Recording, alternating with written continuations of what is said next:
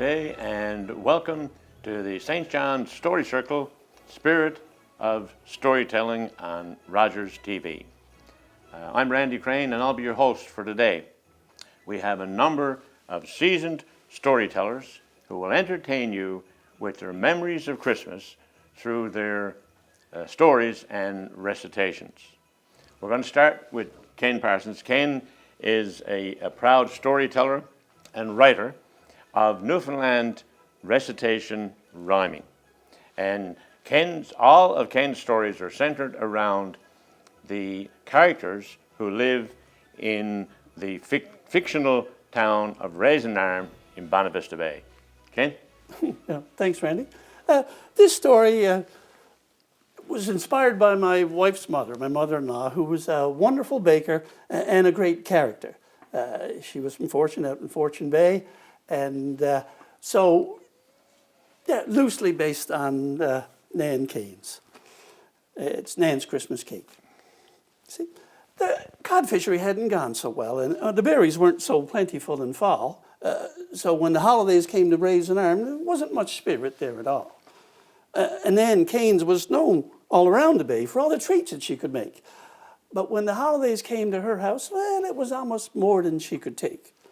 Now, her cookies, loved by everyone, her pies were stuff of legends, and her fruitcake, well, the best in Newfoundland, and that was never questioned. But see, Nan was getting on in years, and it was hard to make it all from scratch. So instead of baking cakes for days, she decided just one big batch. Now, to make this mighty one-batch cake, she'd need some awful pan, so she called young Preston down the arm. She knew he'd lend a hand.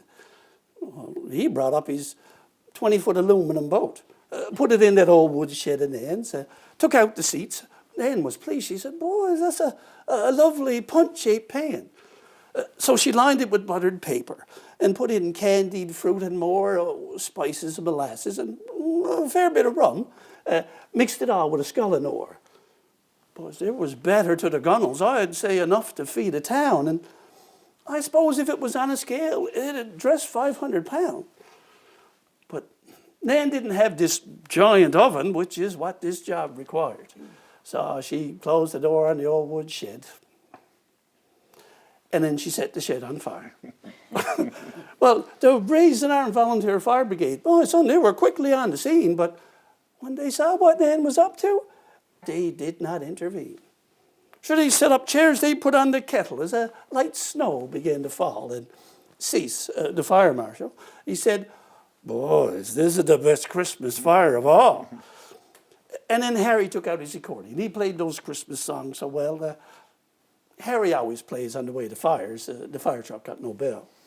But then people started dropping in. Sure, the whole community came round, shook hands and wished each other well as that old shed burned to the ground. Some brought purity syrup, and there was other red rose tea. And boys, then there was lots of Christmas spirit around that fire by the sea. So when the flames died down and that cake was done, Nan peeled back the paper. The whole town smelled like Christmas, so she was that good of a baker.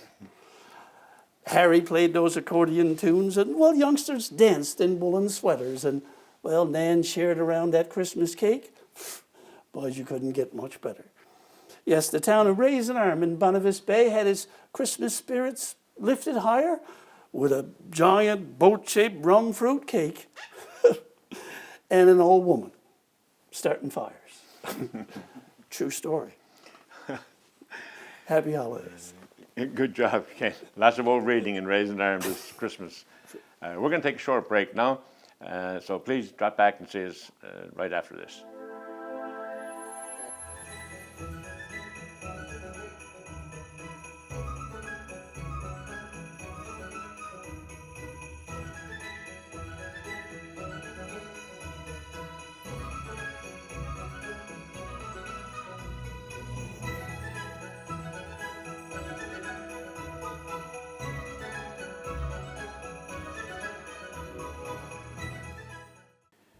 And we're back with a few more Christmas stories from the St. John's Storytelling Group on Rogers TV. Bob Wakeham is going to tell us the story now. Bob has been a journalist in Newfoundland for over 50 years. And since retiring from the CBC, Bob writes a regular column for the Telegram. And he lives in Flat Rock with his wife, Heather Coltis, and her dog, Mr. Bob? Mr. Bob? Thanks very much, Randy. Well, this is a story about a special Christmas tree that was cut down in the woods outside of Gander and then transported over 1,000 kilometers to New Jersey, to a home there occupied by a family of homesick Newfoundlanders, including me. And it requires a little bit of context. My family, my mom and dad, my 4 siblings, and me, and I was the oldest, lived in Gander, and it was a wonderful existence that went sort of topsy-turvy in 1963 when my father, who was employed by Transworld Airlines, was transferred to the United States. And it was a cultural shock, to say the least. The first place we lived in was a town called Falls Church, Virginia. And just to illustrate that cultural shock, I can tell you about my first day in school. I was in grade 7, and it was in the fall that we moved there, and actually just before Christmas. And I was in the aisle next to the window in the last seat. I remember that distinctly. And trying to be as inconspicuous as possible, shy little noof. And but this nun, who was the teacher, would have none of that. And the first thing she said that morning was, and I remember she had this very distinctive Southern Virginian drawl. And she said, "Boys and girls, we have a new student with us today, and his name is Robert Wakeham." Well, I just about died, you know. I said, my God, she can't be drawing attention to me, but she wouldn't let it go, and she said, in fact, she made it worse. "Come on up here now to the front of the classroom, Mr. Wakeham, and tell us a little bit about yourself." So I realized I had no choice in the matter, and I wandered up to the front of the class, head down. And then she said, "Now, Mr. Wakeham, tell us a little bit about yourself. Where are you from?" So I had my head down, and I said, "Well, I'm from Gander, Newfoundland, and we just arrived here from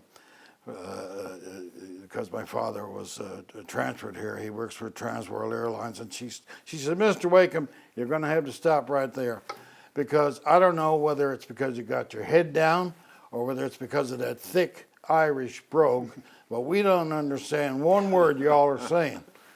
So she said, "Where did you get that Irish brogue?" And I had my head down. I said, "Well, this is the way we talk, sister. This is the way we talk." That's all I could get out, you know. And she finally realized that I was dying 1,000 deaths, so she said, "You all just go down to your seat, Mr. Wakeham."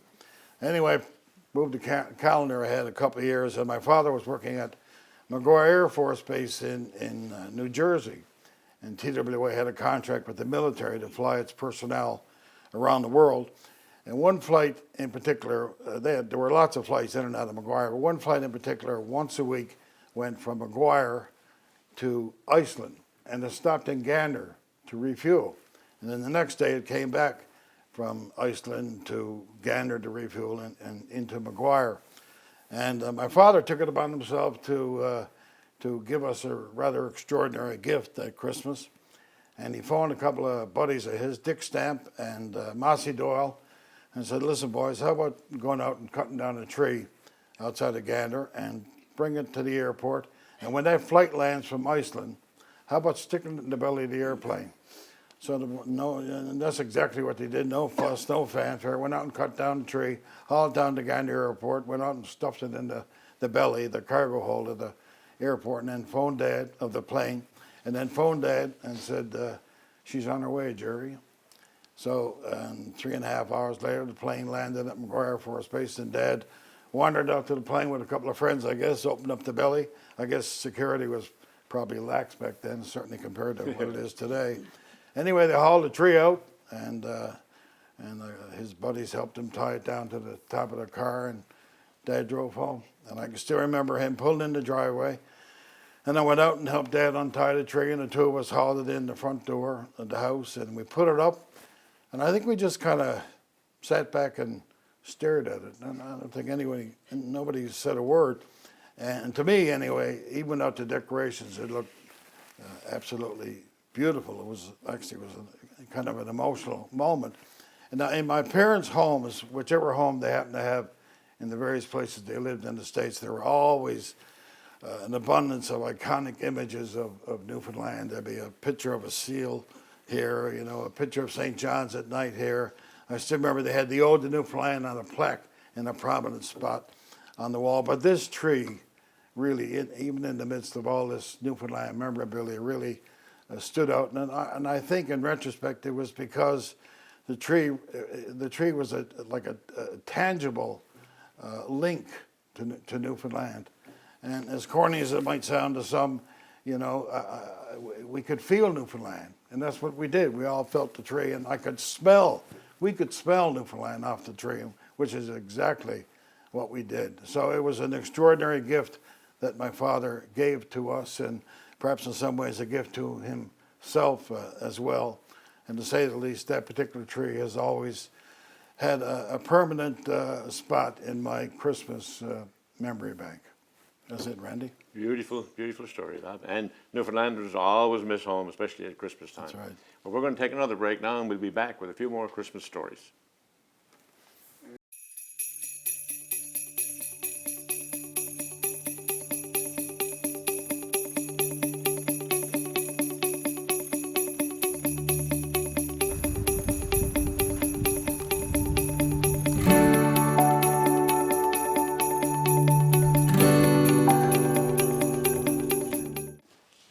And we're back, and Catherine Wright is going to have a story for us now. Catherine is a multidisciplinary artist, a storyteller, and an art educator. She lives in St. John's and in Port Curran on the Southern Shore. Catherine? Thanks. So my story today is actually going to be a story in song. And it's a true story. It's something that happened in my family a number of years ago now.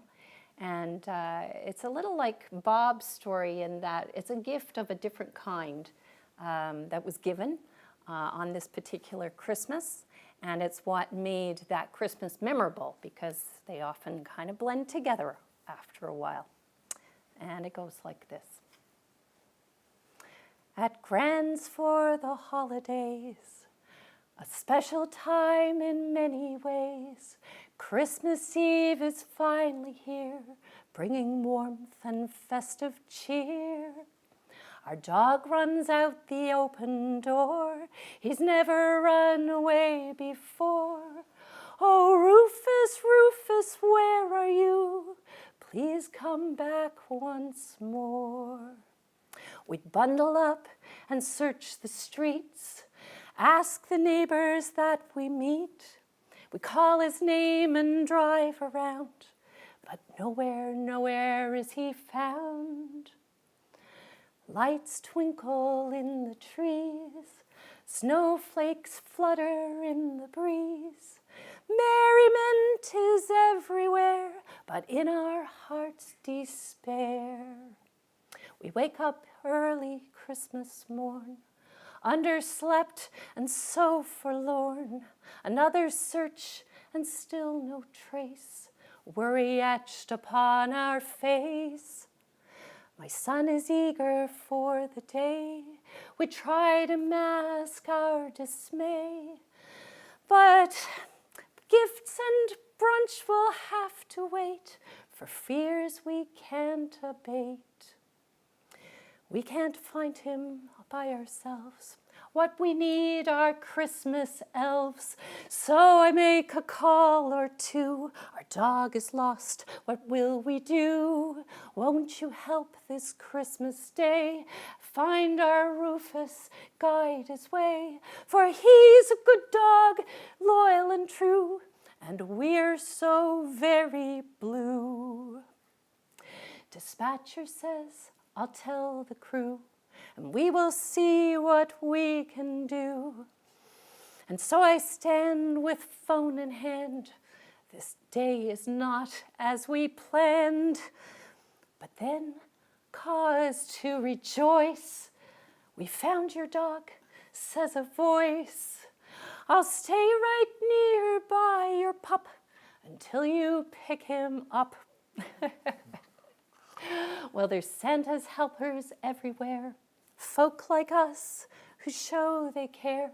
And so, to all from far and near, I wish you joy this Christmas and all through the year.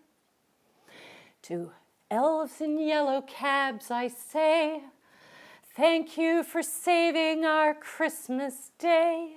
For the best gift underneath the tree wags his tail at me.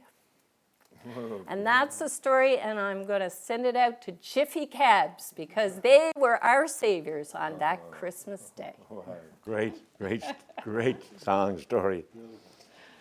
I'll do a recitation for you now that I wrote a couple of years ago. I asked my older brothers and sisters to give me their memories of Christmas, and I combined them with a couple of my own, and I wrote this one. I called it Christmas Past and Christmas Presents. Have you ever sat down with your family to say how wonderful an old Christmas had been? Then you think to yourself, are my memories true? Was it really as good as it seemed? Our kids can't believe that under our trees we had toys that were made out of wood. So sit back in a haze and remember the days when we had nothing, but nothing was good. Remember when your dad would light the old stove to warm up the back room? Adjust up the rabbit ears, and then you knew soon Mr. Don Jameson will be there with his family to read The Night Before Christmas. And you all will agree this was the beginning of Christmas for us. Not a Labor Day or Black Friday with all that old fuss. Our kitchen was full of old friends, and John Bull, Howard Morty, and old Pat Keogh, and a handful of strangers. Who were they, Dad? Boy, they're just friends that we don't even know. But you'd want them to leave so you could get on with your dreams of Santa's reindeer upon your rooftop. You'd jump up in your bed with that sound in your head, and you could swear that you heard a clip, clop. Still half asleep, but wanting to peep, to the window you'd make the big scoot. And out on the road, with more than a load, the town drunk with his hobnailed boots. And your mother would say, there's only one Christmas stocking this year. And your father said, by times have gone hard.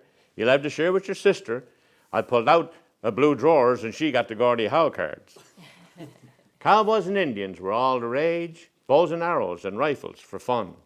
One year, I got a box of caps. The next year, I got the gun. There was always a barrel of clothes from away. Mom, a firm believer, one size fits all.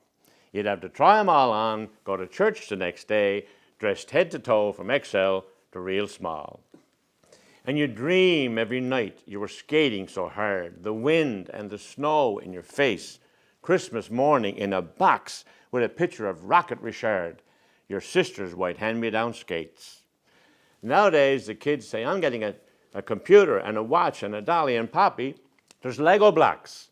One year, I got a handful of grapes shoved out in the toe of a sock. Nowadays, there's all kinds of electronics and smartphones with apps that are fun. We never ever had a phone, certainly not a smart one, or even one stunned. You don't see any mummers when you're out and about with hip rubbers and stuffed their ears. No wonder old Granny had so many doubts as she sat and she knit in her chair. Things have gone modern, I suppose that's the cause. Sure, we were 14, still believed in the claws. And you may think that's silly for big girls and boys, but we will never forget those incredible joys. So who knows if Christmas is better or worse? We had so little, the kids have so much, but that face in the morning when you first saw the tree is as bright on the kids now as was on you and me. Not knowing for sure. That's what brings joy, the same now as it did when I was a boy. The kids still wonder if they've been naughty or nice. That's why every now and then they'll take your advice. So to all you old timers and the kids with big grins, I'll say, Merry Christmas to you and your kin. But remember, when things are not going as you think they should, sometimes life gives you nothing, but sometimes nothing is good. Merry Christmas. So we're going to take a break now, and then when we come back, Karen Carroll is going to have the story for us.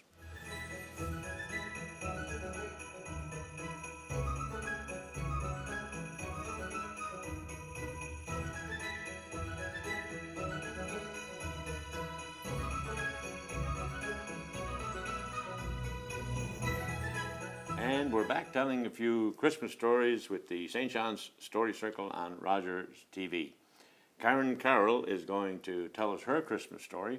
Karen's a writer and a storyteller, and she's got a CD of stories and recitations called Molasses and Homemade Bread.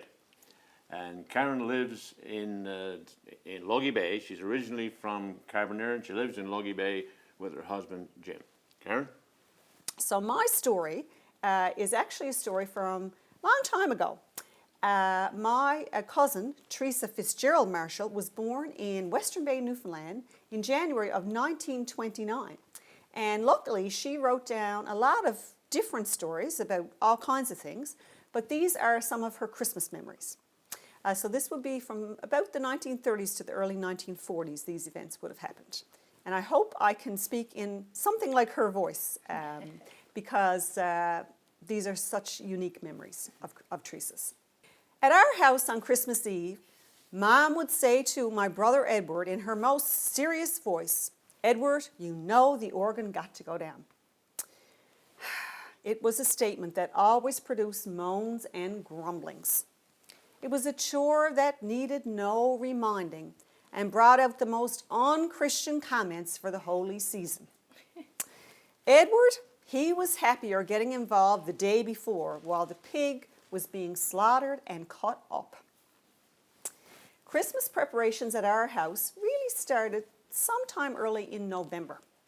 The choir, accompanied by Mrs. Colbert on the organ, would practice the hymns for Christmas Mass at our house on Sunday evenings, stepping up practices to about twice a week, sometime in the middle of December. Our organ was small and could easily be transported to the church for Christmas Mass. And so we had the honor of friends coming and of hearing Christmas music long before anyone else in the community. Anyone lucky to have radios in those times certainly did not hear Christmas carols before Christmas Eve. Edward and some friends would take the organ out and secure it on the slide or on a cart if there was no snow. Prince would be hitched and waiting.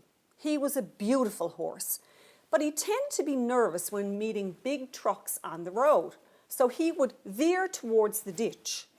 Great care had to be taken on this journey.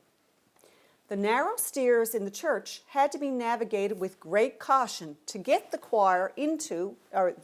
organ into the choir loft. This did nothing to increase the Christmas spirit. But when Mrs. Colbert touched the keys at 1:45 a.m., it was magic. Now you might wonder why Christmas Mass was so late. Father O'Brien's residence was 4 miles down the shore in Northern Bay. He celebrated midnight Mass at his own parish and then came up to Western Bay to celebrate another at 2 a.m. Can you see yourself getting out of a warm bed to go out in the freezing cold to walk the church in the wee hours? Our church would be full on December 24th because people came from Kingston, 4.5 miles up the shore for the occasion, and many United Church people also attended. Another memory of Christmas Eve rings bells, literally. I suppose there were exceptions, but December almost always brought a lot of snow, and it stayed where it fell or drifted until it melted. Travel packed everything solid, and so we moved about at elevated levels for weeks. People went about on horses and slides. Some had sleighs with rolling fronts, a backrest to lean against, and a seat at the back for the driver. These were not for everyday use, but at Christmas you would see them. When the snow came, The back roads were full, nearly to the tops of the fences. And so once everything got packed down, we walked at elevated levels for weeks. The horses wore bells fixed to the back of their manes, and so as they trotted along, the bells jingled. We could be sitting in the kitchen and know who was coming in the lane by the sound of the jingle. Another Christmas I remember, my two sisters, Mary and Rita, were expected home on December 23rd. In my enthusiasm to help with the Christmas house cleaning, I put paste wax on the canvas runner on the stairs and polished it to a high gloss. Edward got up at about 4 o'clock in the morning to go up the shore to Carbonear to the train station to pick them up, put on his heavy wool socks, and came down the stairs fast. He fell from top to bottom and broke 4 or 5 rungs out of the stair rail on the way down. Not a very pleasant way to start a journey of 28 miles on a horse and slide. Luckily, the same fate didn't happen to Mom or Grandmother. I did feel bad. Needless to say, I wasn't long getting a dull finish on the stairs. What is Christmas without family and friends coming to visit? People went all along the North Shore, from Carbonear to Old Purlicut or Bay de Verde on horse and slide, all winter long, and we did the same. But the journey was a tiresome one, so they most often stopped at the houses of relatives or friends along the way and stayed the night. We look forward to visitors coming and staying the night, and we also look forward to sitting around the kitchen stove after supper and having a game of cards and listening to stories. Always one of our very favorite things to do, listen to the stories. So I shared these stories with you guys today because it's so different from the Christmases that we have these days. And I hope you enjoyed them. Happy holidays. Merry Christmas, everybody. Great stories, Karen, and we hope you enjoyed the variety of Christmas stories that we supplied to you guys today. And we would like to thank Hayward's Furniture for providing this beautiful backdrop for our Christmas stories. So thank you very much to Hayward's, and thanks to Rogers.